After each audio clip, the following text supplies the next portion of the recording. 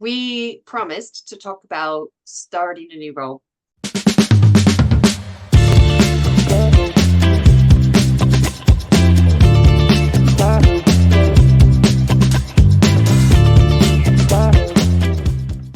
I definitely found it's been helpful to, I had a tiny little break between, I had a couple of weeks between ending one role and starting a new role, which can't recommend enough. If you have if you have the opportunity to get any brain space between them, it makes such a difference.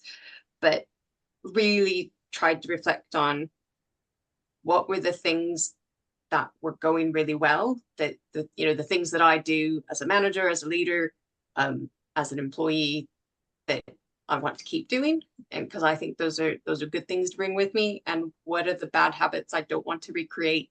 So like my filing, I've been vicious with my inbox from day one in the new role, because I just don't want it to get away from me, because I find that starts to get overwhelming. When I had over 90,000 emails in my inbox at the last job, and those were not unread, they were all read, but those were the unfiled ones, because I just couldn't, things happened so quickly. I had so much traffic Kelly.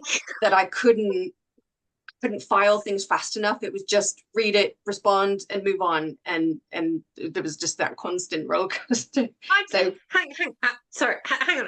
I know. So Why don't you? bad habit. So I I'm don't. trying not Why to. do you? You don't need to. You don't need to keep everything. You can delete. Did you know you can delete email? Well, that is even the things that I didn't delete. That's it was, and you know why I got the habit? Because I had a boss once upon a time who would delete everything, and then find he really, really needed something quite important and wouldn't have it. And so he'd come to me going, do you have that thing? Yes, I have that. Or, where we had things go to OIA or tribunal or whatever, and you had to like be able to prove the paper trail. So I just got in the habit of keeping anything potentially relevant, like for the whole retention period with that student, and then deleting. But anyway, that's a side point. But that's a bad habit I don't want to recreate. So It is. not And if it's about not a student, put it in the student file on the student yeah, record yeah. system. Shouldn't be in your personal inbox, Oh, guys. I know. Yes.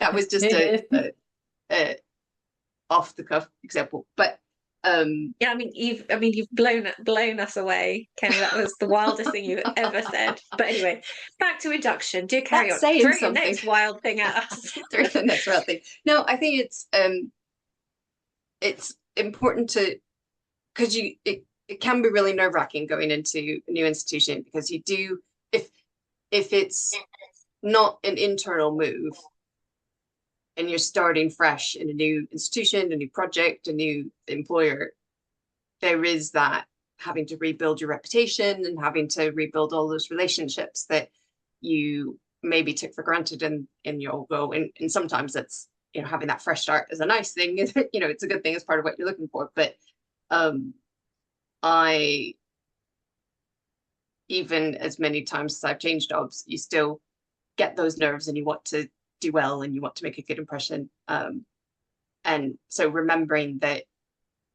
there is a reason that they picked you, that you bring something special to the role, and so focus on that and find your confidence in that, and remember, okay, yeah, it doesn't mean you have to ride in like the new sheriff in town and throw out all the rules and make your stamp in the first 5 minutes, but you can have confidence in your experience and your knowledge, and actually that there is something that they saw that they wanted you to bring to the table, and that will help you carry you through.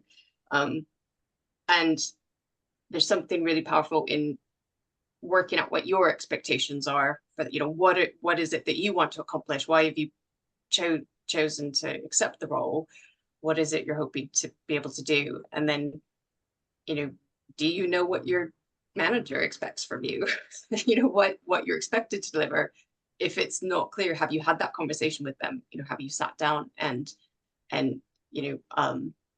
if the job description might be clear, but there's always other things that are the unspoken well, what we really want you to do is sort out people. What we really want you to do is, we've got this big project coming and we need, a steady hand at the tiller and that kind of thing. And that's not going to be written down anywhere. So have you had those conversations? Have you really, have you asked your team, if you're managing, have you asked your team what they're excited about, what they're nervous about? And have you really listened to that and taken that on board and not just lip service to, oh, what's going on? And then it goes straight out in one ear and out the other because you're nervous and, trying to make a good impression. But I also think though, along with those expectations that we hold for ourselves is also, I think there's something really important in there about the sort of the standards and the non-negotiables and that sense of rightness that we feel when we're in the right place. Like the number of clients I've spoken to who are in jobs and they're like 2 or 3 years in, they're like, well, I really hate this job, have done since day one. And I'm like, why did you stay? Why did you stay in that job? Like you were on probation, you could have walked out with a week's notice, but you didn't. You stayed, and now you're kind of trapped there in this, you like 3 years in or whatever it is. And yeah, so I think there's that as well, like kind of really checking in with yourself about if it really does feel good and knowing the difference between the learning curve that comes with a new job and everything being new and overwhelming and difficult to navigate, and understanding how your role in your, what your place is in this organization versus those, the kind of intuitive, actually this is not the right place for me and I kind of need to get out of here bit, and having the courage to know and to do something about it. Yeah, that relationship goes both ways. It's Yeah. I always say when I'm onboarding staff, I always say, this is for interviewing, this is a chance for us to check if you're the right fit for the role and for you to decide if we're the right fit for you. And that it's it's a two-way street. It's not just a receivership. I think it's important though when we're going into a new role to be active and intentional about doing that. So it's not just about kind of trying to work out what your new manager wants from you, what your team want from you. It's about being really intentional about gathering that information, asking them, but also delivering it 2 ways. So for example, something I never used to do, but I was doing more recently, is to say ask new team members like how they prefer to be communicated with, what they're used to, and then what they like, which may not be the same thing. I think there's something there about being intentional about communicating your requirements and not feeling like you have to, because you're the new one, you have to fit around everyone else. You don't. You just need to be clear. 100%. I've been really intentional about saying these are the ways that you can contact me. I think even down to like preferences about energy and times of day and things like that can be really helpful to communicate in those early stages of getting to know a new team as well. Like, actually, if you want a decision out of me, you're way better to ask me in the morning. If you want me to sit and problem solve with you, I'm better at that in the afternoon. And just having a sense of your own rhythms and when they can get the best out of you for whatever it is that they need can be so helpful. Yeah. And push back to your managers on this too, because one-to-ones, it is your one-to-one or it is your team members one-to-one, right? If it's your one-to-one and your manager's like, so the time that would be best for me is this, and that is so not your good time, say so. Like that's not really going to work for me, I'm afraid. Like we're so nervous about that. And by the same token, routine, so I'm a morning person. I do my best, most productive work in the morning, but some of my team members don't like that. So I have to summon the energies to do one-to-ones at like 3:30 in the afternoon, because that's when they think best and it's their time. Be willing to challenge if you see, because part of bringing someone in from outside the team is that fresh pair of eyes, and people can get really complacent about that's just the way we do things. And you go, why are we doing it that way? Or what does that mean?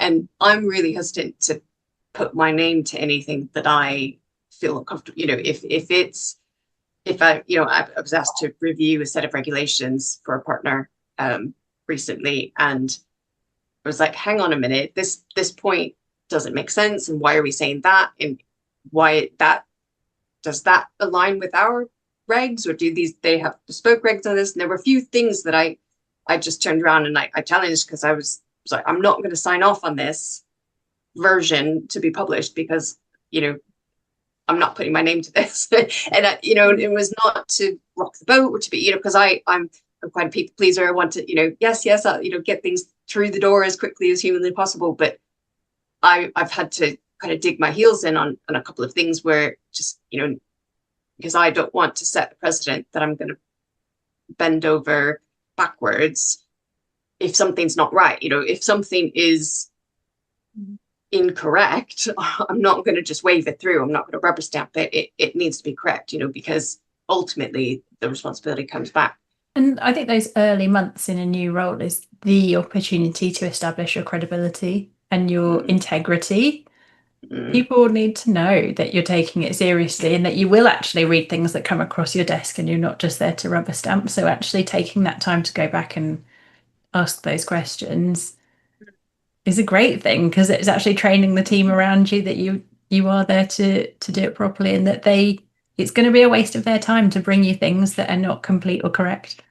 And your relationship with peers as well. And so, because relationship building, I think, is really, really key part of starting a new role and getting to know all the people, like other, not just people in your immediate area, but in peers that you're going to need to collaborate with in the future, across different teams and things like that. And you can't, it can feel frivolous to spend a lot of time like having like coffee chats with people, but it's hugely valuable in those early days to really understand.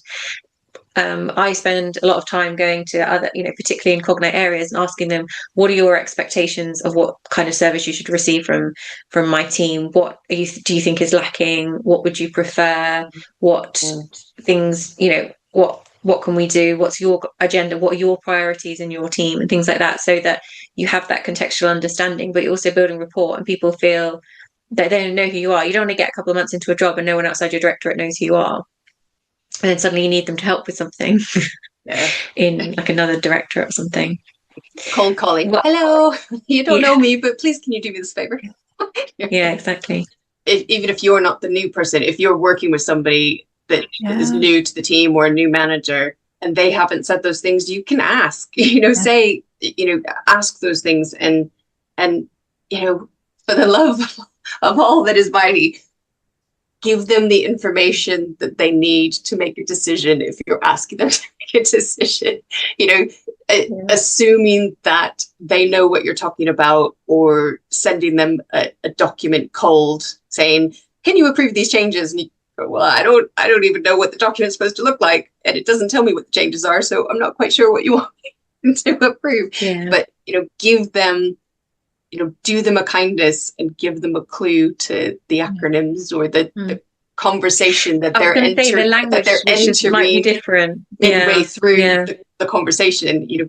Just say, oh, by the way, this is what this is about, and I need your input on this bit. It's like, don't just throw them in the deep end. I think the other thing I would just add in as the person joining is to have a think about and to find out as much as possible before you start what's the state of evolution that this team is in, particularly right now where there's a lot of restructure happening. If you're walking into a team that's just come through a big restructure, you're new, probably about 20% of your colleagues are going to be new. About 50% of the colleagues are going to be people who have just come through this restructure and are feeling quite bruised and battered from it. There'll be 6 ways of doing things or no ways of doing things.